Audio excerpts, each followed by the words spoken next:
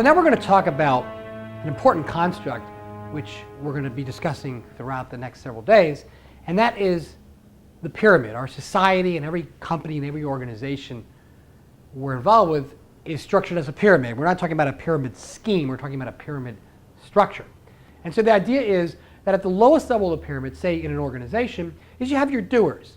These are the engineers, the accountants, the customer service people, and so on. And the kind of person we want there is we want somebody who is very, very loyal, they're pretty smart, and they're pretty motivated, but a little bit naive about what's really happening around them. We don't want them asking a lot of questions.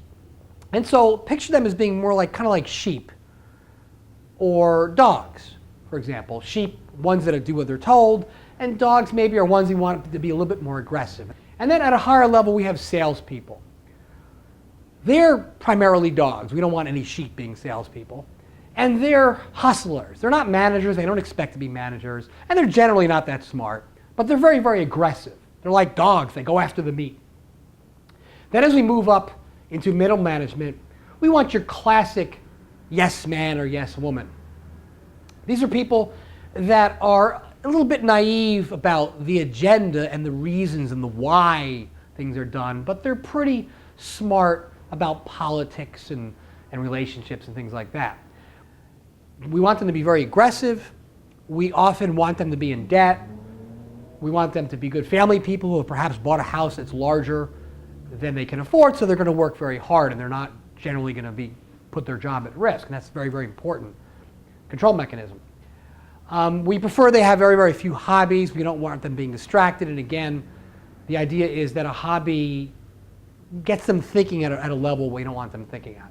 We really want people who are very, very focused on their career. At the executive management level, maybe they do understand why a little bit, but they want them to be in denial about the level of liability that they're taking, what they're actually doing, and whether or not it is ethical or unethical, or all those sorts of questions that sort of cloud their judgment. So denial is a very, very important fact in that group. Then as you move up beyond that, when you move into the board of directors level or the level that we work at, we're more orchestrators. We cannot afford to be in denial. People who are in denial always fall on their swords. Generally, executive management don't make it to our level because they're really programmed and evolve and self-select in a way that allows them to be very, very effective leaders of packs and things like that. And so we have various tactics that we use to control this pyramid. One is we control information. We choose the people that we select at the different levels. Sometimes we need sheep, sometimes we need dogs. We set filters. We want people to work hard. We don't want them having hobbies distracting them. And those who don't work hard or try to have a balance in life generally kind of fall out. And so as we get to the top, we get the kind of people that we really, really need. So what are some of the tactics that we use to recruit people into this pyramid? Well, one of them is we recruit from prestigious schools and universities.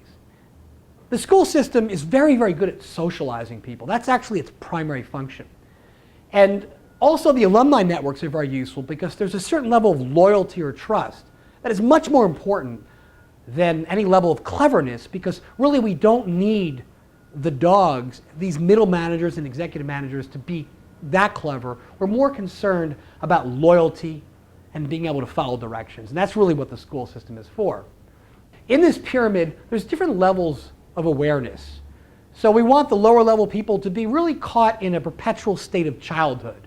And there's various tactics that we use, which we'll get into when we talk about entertainment tomorrow, which is to ensure that a very large portion of the population is caught in a perpetual state of childhood.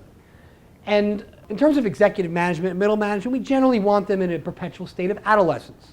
They're going to ask questions of why, but they're not really going to get into the deep understanding and trusting their intuition about what's happening around them. So they're going to accept levels of responsibility and liability that they're not aware of, and that's very, very important.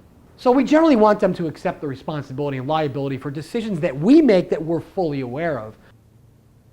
There are a lot of folks who think they can be orchestrators. And again, I don't mind if you're a sheep or a dog, if you live at that level. It's the people that think they can be orchestrators, but in fact can't, because they can't accept the difficult decisions that we have to make.